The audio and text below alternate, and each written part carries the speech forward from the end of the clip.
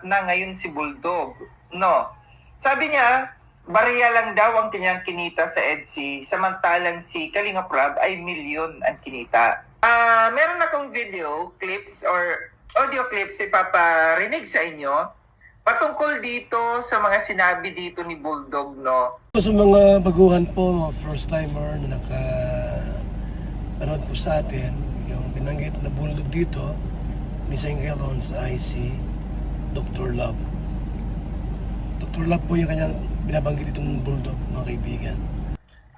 Meron akong video clips or audio clips ipaparinig sa inyo patungkol dito sa mga sinabi dito ni Bulldog, no? Na hindi na maganda kasi talaga.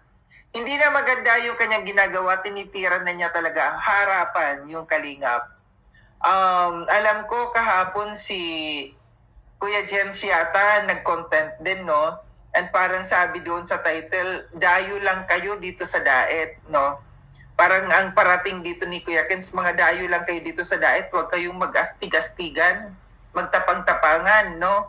And kagabi din sa live ni Kalinga Prab, sinabi ni Kalinga Prab, no, na dati nung nandiyan na anong mga bago pa lang dyan sa lighthouse, akala mo mga tuta ang cute, pero ngayon nananakmal na. Real talk talaga yun, ha.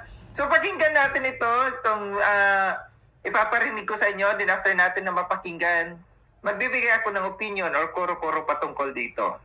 Meron pong video yung ipi-play si Sangkay.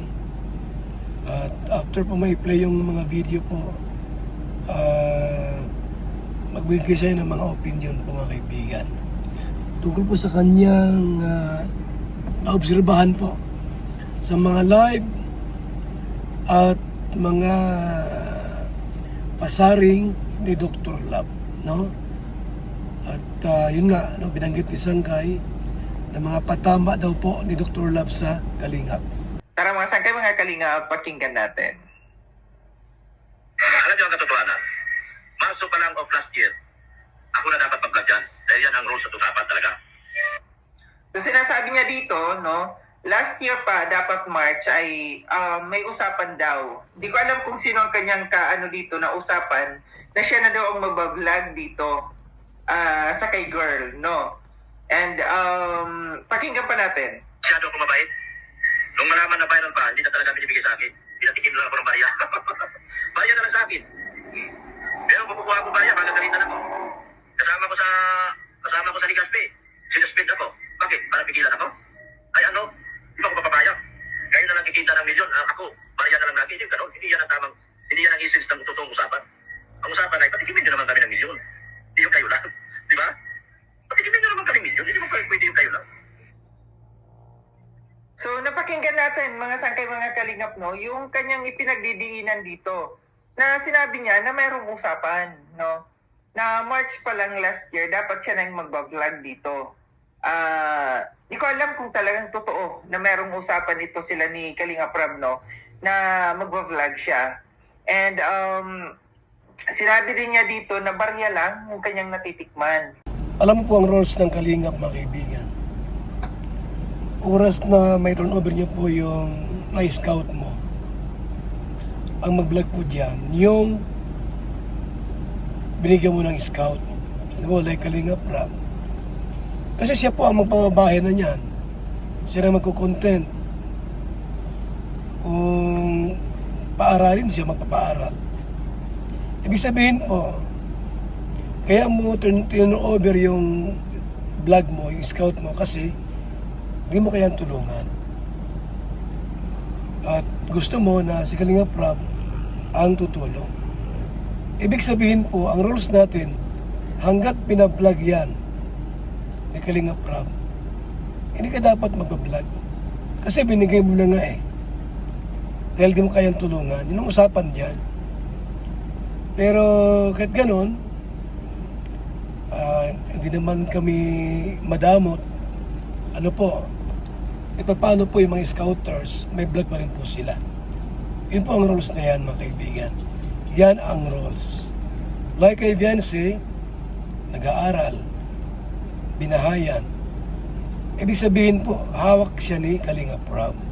Samantalang dito si Kalinga Prab milyon. Patikimin naman daw sila ng milyon din. So ganun ka-ambisyoso yung taong ito, no? Tanong ko lang, sa 4 years mo dito sa loob ng Kalingap, hindi lang milyon, ilang milyon na, no? Ang natikman mo dito. Na para sabihin mo, barya lang ang natitikman mo. Alam natin yung sa mga survey, no? Na lagi kang nagtatapuan. Sa mga palipad, ang daming palipad sa'yo. Sa ilang taon, ilang buwan yon na nangyayari na lagi kang tapuan, milyon ang kinikita mo rin doon. Kasi panunumbat na ito no? Panunumbat na ito dito sa kay Kalinga Prab, or dito sa Kalingap, yung ginagawa niya, na barya lang. Di ba na galing na sa, ikaw na mismo ang nagsabi, no? Na pinayaman ka ni Edo noon pa, no? Pinayaman ka, ibig sabihin yumaman ka. Ibig sabihin hindi lang barya ang natikman mo dito sa loob ng Kalingap. Ay may puntos din po si Sangkay, kasi si Dr. Love po, content na si Ido, content na si Beyonce, yung mga reaction niya po, idsi lang. Almost, di ba? Araw-araw. Grabe yung kanyang content sa idsi. Kay Ido, kay Beyonce. So tama yung opinion, observe ni Sangkay, na hindi lang barya ang kinita mo, milyon din. Parang nakakahiya, no? Nakakahiya na yung taong tumulong sa iyo, kukwentahan mo. Ito lang yung aking dito, masasabi. Bakit ba? Nung in-scout mo ba yung bata na yan, no? Yung bata na yan, nung na-scout mo, although hindi naman ikaw kasi talagang scouter dyan Hindi ikaw naka-scout dyan, founder ka lang no? Nung hinawakan mo yung bata na yan, yun ba yung nasa isip mo? Yung pagkakitaan? Yung kumita ka ng milyon dyan?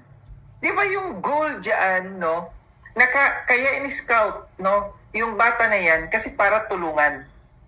Para tulungan talaga. Para tulungan yung pamilya, mapagawa ng bahay, at gumanda po ang buhay. So ang nangyari po, alam mo naman, pagpabahay po ang pag-uusapan, pag mga basta vlog lang, charity vlog, talagang wala ang mararating. May views talaga, kaya ang programa ni Kalinga Prab, may mga love team, no? Partner, parang ganon. So, ayan, nag-trending ang IDSI at talagang ayun, binigyan ng magandang bahay. Pinahayan at tinulungan yung pamilya, mga kaibigan. So, maraming nakinabang, mga reactors, kumita. Kami rin po ay kumita rin bilang mga nagre-reaksyon, nagbablog. Kung tutusin mo po, si Ido ang kawawa rito Si Ido, wala siyang vlog. May vlog ba si Ido sa HC? Wala. May vlog sa kay Beyonce? Wala. Pag nag-charity lang siguro, minsan, mayroong ganon. Pero si Ido po, walang kinita dito. Si Dr. Love, siyempre mayroon. At siyempre, milyon din po yan. 4 years nga naman. Hindi para pagkakitaan. Kasi lumalabas dito sa sinasabi mo, no? Na barya lang ang natikman mo. Ibig sabihin, gusto mo pagkakitaan ito. Na para makatikim ka ng milyon dito sa batang ito. Hindi ba grabe na rin yung nakuha mo dito? Una sa mga sponsors, no? Sa mga sponsors na ito. Kasi yung mga sponsors na yan, hindi yan makikilala kung hindi dahil dito sa Kalingap. Yung mga sponsors na nagbigay sa iyo noon, na mga binalahura mo rin, no? Pangalawa, di ba kayong pamilya, ilan kayo na nagva-vlog? Asawa mo, anak mo, ikaw. Ilan ang channel mo? Di ba pinagkakakitaan mo rin siya? Yung pamilya niya, binavlog ninyo? Ilan kayo na nagva-vlog sa pamilya ninyo? At inaaraw-araw nyo yan? Nagla-live ka pa? May vlog ka na, may live ka pa? Di ba kita yun? Paldong-paldo yung kita mo doon. Ang dami mong kinita dito. No? Na para sabihin mong barya lang ang kinita mo dito. Yan po ang opinion po ni Sangkay Lawrence na nasilip niya po. Napansin niya po no, yung mga live ni Dr. Lam na may pasaring, may patama po. Ano, na sinabi niya na ang kinita daw po ni Kalinga Prab ay milyon. Sa kanya ay barya-barya lang. So yan po ay opinion ni Sangkay Lawrence at naobserbahan niya po. Ito po yung ating po munang tapusin. Part 1 muna tayo. And then itutuloy ko po yung next na opinion po ni Sangkay. So ibig sabihin po, hindi sang-ayon si Sangkay na ang kinita po ni Dr. Lab ay barya lang. Kasi nga po, nagbablog araw-araw. Hindi lang siya nagbablog, pati pamilya raw po, sabi ni Sangkay Lawrence. So yan lang po muna mga kalingap, ang ating pong reaction video. Bago po yan, ito po yung ating pong mga pabahay dito pinagawa. Ayan na po. Yung ating pinagawa pong apartment type na bahay po para sa mga scholars po natin. Tara po, ating pong silipin po mga kalingap para makita nyo po kung gaano kalaki. Ito po ang ating pong pinagawa ditong apartment para sa mga scholars natin. Yan o. Bigay ni Inday PB po yan. Ayan. At saka ni Nancy Chin. At pag kay Virtus Woman po, nagpaabot po siya ng konting tulong po sa ating programa. Ayan na oh. Ginagawa na rito. Sana. Yan na yung ginagawa rito. Bakal na po ang ginagawa mga kaibigan. Oh. So yan na po ang update natin. Ito po ay bahay po sa mga scholars natin na pinapagawa. Mga kalingap. At yung mga estudyante po pinapaaral po namin, dito na sila titira sa lugar na ito para tahimik. Kapag-aral po ng maayos, payapa. Tapos pag walang pasok, pwede silang magtanim-tanim dito ng mga gulayin. Tulad ng malunggay, ukra, talong, sitaw, o ano man pwedeng itanim dyan kang gustong kamote at iba pa. At yan mga kaibigan. So, libre pagkain, tubig, internet, kuryente po. Mga kalingap, libre po lahat sila dito. At siyempre, pati baon, pamasahe at tuition po. Sa abot ng ating makakaya. Kaya support niyo po ang ating pong channel. Ito po ay paglingap po yung ating pong kita sa channel natin ay pawang pagtulong po at paglingap. So, salamat po sa inyong lahat at mabuhay po tayo mga kalingap. God bless. At yung ating pong next na i-play, Kanta ni Kate. Kanta ni Kate. Iingatan ka, aalagaan ka. Sa puso ko, ikaw ang pag-asa. Sa ating mundo'y may gagabay sa'yo. Ang tanging alay ko, pagmamahal mo.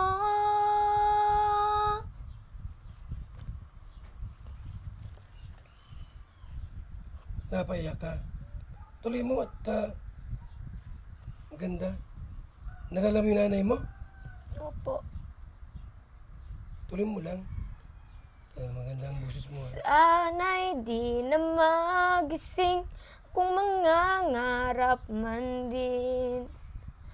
Kung ang buhay na makulay ang tatahakin. Minsan ay nadarapa, minsan din ay luluha. Di ka na maninimdim, pagkat sa buhay mo ay may nagmamahal pa rin. Iingatan ka, aalagaan ka. Sa puso ko, ikaw ang pag-asa. Sa aking mundo'y may gagabay sa'yo.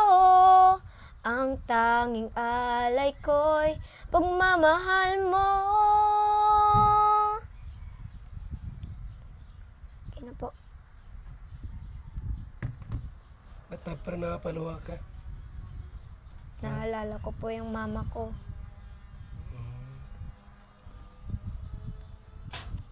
May panahon ba na naiyak ka mag-isa dito? Opo. Kapon po, umiiyak din ako kasi yung mama ko, inaabangan niya yung graduation ko sa moving up. Tapos hindi siya sa akin ng medal.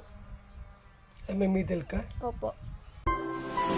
Alkaline vitamin C, the mother of all vitamins, with 562.54 milligrams sodium as gentle, non-acidic, safe, even on an empty stomach. Boosts immunity, enhanced collagen production, a powerful antioxidant for everyday protection. Protect your health. Strengthen your immunity. Bilang isang karpintero, araw-araw napapagod, BSM Kalingap Kape ang panghagod. Sarap. Magandang umaga, Lolo. Ano yung iniinom mo? Ay, ito ba po? Ay, VSM Kalingap Kape. VSM Kalingap Kape? Bago yan, Lolo ah. Oo, apo. Ang kapeng may puso at maraming benepisyo sa ating kalusugan. VSM Kalingap Kape 9-in-1 Healthy Coffee Mix. Ang kapeng may puso. VSM Kalingap Kape. Sa mga gustong umorder, tumawag lamang sa numero ni Kuya Val 0929-1132-469. VSM Kalingap Kape. Ang kapeng may puso. VSM Kalingap Kape. Ayos, Lolo. Yan na lang din ang iinumin ko. VSM Kalingap Kape. BSM Kalingap Kape, ang kaping may puso. Dito na kayo mga kaibigan, mga kalingap. At sigurado, gaganda at sasarap ang tulog at ang gising ninyo. Magandang umaga, Lolo. Ano yung iniinom mo? Ay, ito ba po?